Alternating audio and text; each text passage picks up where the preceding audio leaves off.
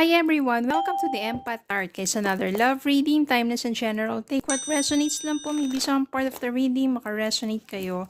Some part of it hindi. Totally makaresonate na parang kwento ninyo ito or hindi naman kaya. But ibang mga connections, ibang mga love stories. Yan. Tignan natin ngayon ang ating mababasa. Mga aral at gabay sa buhay, pag-ibig, and life in general. Spirit guys, send me messages. Anong love connections ito, lessons in life and guidance ang nais niyong ipabatid sa amin, mga aral at gabay sa buhay pag-ibig.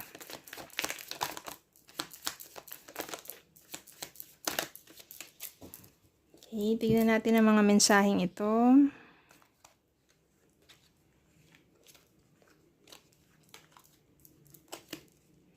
Seven of Swords, Nine of Swords, Temperance, the Hanged Man, Five of Wands, Page of Swords, Six of Wands, the Devil, the Tower.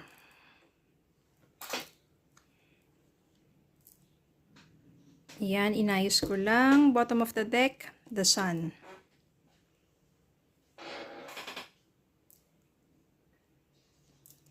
Seven of Swords, Five of Wands, Devil. Yan. Ito yung mga toxic energies dito.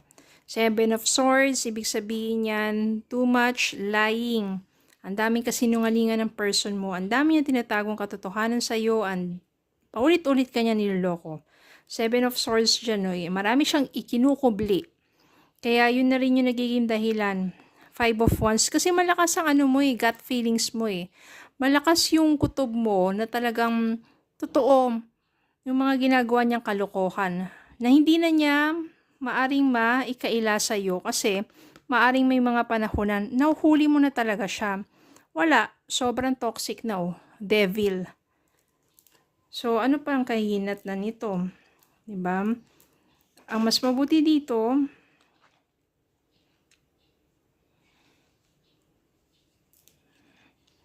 tuluyan na. Tuluyan ka nang lumayo sa taong to. Kasi kung hahayaan mo lang siyang paulit-ulit, parang nagbubulag-bulagan ka lang sa ginagawa niya sa'yo, you must have respect dun sa sarili mo. Respeto sa sarili, yun ang importante. Kaya kung alam mo paulit-ulit ka niloloko nito, o harap-harapan ka niloloko niyan, or ang dami na niyang kalokohan, mga kasinungalingan sa'yo, tama na. Lubayan mo na yung taong yan. Kumbaga parang ilayo mo na yung sarili mo sa kanya. Kasi wala Nine of Swords dito, hindi ka lang makatulog. Hindi panatag ang iyong puso at isipan. Dahil nga ang kasama mo ay isang manloloko. Diba? Bigyan mo ng kapayapaan yung puso mo. Lumayo ka sa taong to. Masakit man, pero diba, piliin mo. Piliin mo yung happiness mo. Piliin mo yung peace of mind mo. Hindi madali para sa'yo to, pero magkakaroon ka rin ng clarity. Nandiyan din talaga ma-realize mo na tama na, enough na. Makakayanan mo yan. Yung hangman dito, maaring lumayo ka na doon sa taong yun. Sabihin natin, kasi masyado nagre-reflect ka, nag-iisip-isip ka, masakit pa yung nangyari sa'yo So, steady lang yung love life mo. Kasi nandun ka pa sa time ng healing. Masyado ka pang durog na durog. Pero, eto, at least you give time for yourself, for healing. Karoon din itong temperance. Temperance dito, being patient, waiting for the divine timing. And also, this is yung part ng buhay mo na you are healing. Healing, lahat ng healing yan. Emotional healing, physical healing, spiritual, everything. At di naman magtatagal dito kasi magkakaroon dito ng the Sun. Magkakaroon ng panibagong pag-asa sa buhay mo. Yung healing na kailangan mo mangyayari yan. Proseso naman kasi yan eh. At hindi magtatagal, unti-unti makakabangon ka rin. At magiging matagumpay ka. Sa iba't ibang mga larangan, maaring trabaho, career, sa negosyo, no, magtatagumpay ka, success. Ano naman kaya sa love life mo? Knight of Pentacles. Nine of Cups. Bukod sa pagtatagumpay, sa larangan na pinili mo, negosyo man yan, trabaho, meron ding darating na bagong tao sa buhay mo. Si Knight of Pentacles dito, someone na mag-offer sa'yo ng isang mas stable na relasyon. Etong someone na to is very industrious, masipag na tao to, matulungin to, very mature. At siya ang magiging wish fulfillment mo. Yung kala mo siguro kasi nang kayo pa dito, siya na yung wish fulfillment mo. Eh, ang nangyari, manloloko pala, sinungaling pala, hindi talaga yun yung taong deserve mo.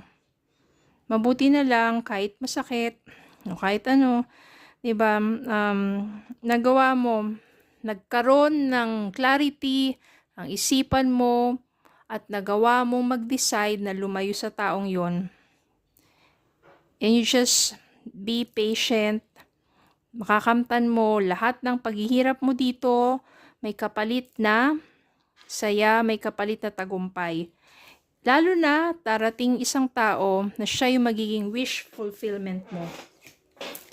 Siya na talaga yung karapat-dapat para sa'yo. Tignan natin ang message para sa inyo.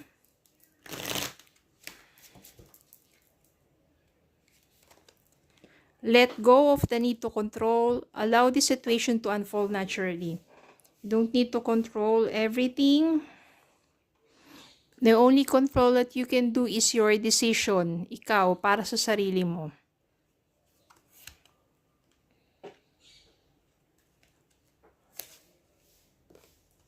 Leave your fears behind. They are stopping this relationship from blossoming. Ano yun? Ito yan, oh. Kasi nang lumalapit na sa'yo itong bagong person na to, meron kang takot. Although healed ka na, pero merong takot kasi baka mamaya masaktan ka na naman. Diba? You have to stop that, your fears, leave it behind in order for this new person na maka-enter sa buhay mo. Kilalanin mo. If maramdaman mo at malaman mo na good intention, bakit hindi? 'Di ba? Siya yung wish fulfillment mo.